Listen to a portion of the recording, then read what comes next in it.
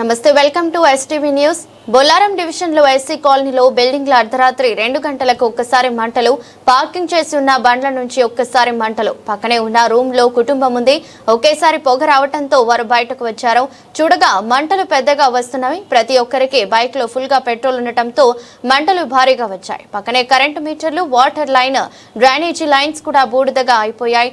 రూమ్లలో ఉన్న ఏ ఒక్కరికి ప్రాణానికి ఏం జరగలేదు, కానీ బయటకు చెప్పడం లేదు. కానీ ఎవరో కావాలని చేసిందే అనుకుంటున్నారు.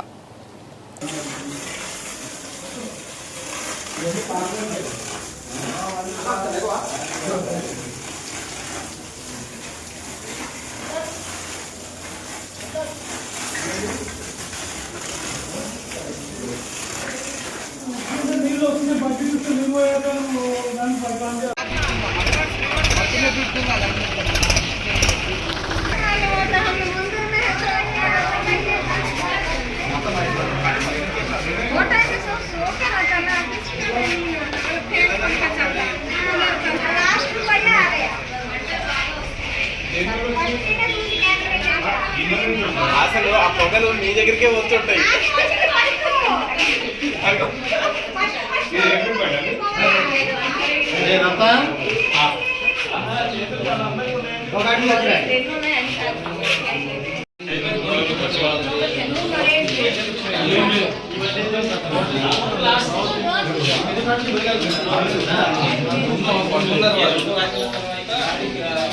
అక్కడ మంటలు రావడం చూసి ఆ విండో నుంచి కనపడటం వల్ల పొగలు వచ్చి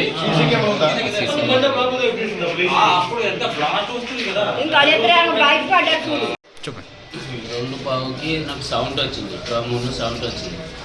అక్కడికి తలుపు చూసాను, లైటింగ్ వచ్చింది. భయం వేసింది, నేను తలుపు తీయలేదు. తర్వాత నేను సాగరానికి ఫోన్ చేశాను. కింద అగ్గి తగిలేదు, బీగరాని తర్వాత తలుపు తీస్తానికి మంట కూడా మండుతున్నది.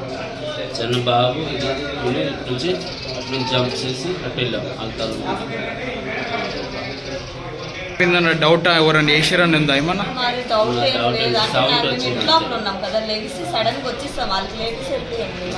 పొగ అయిపోయింది.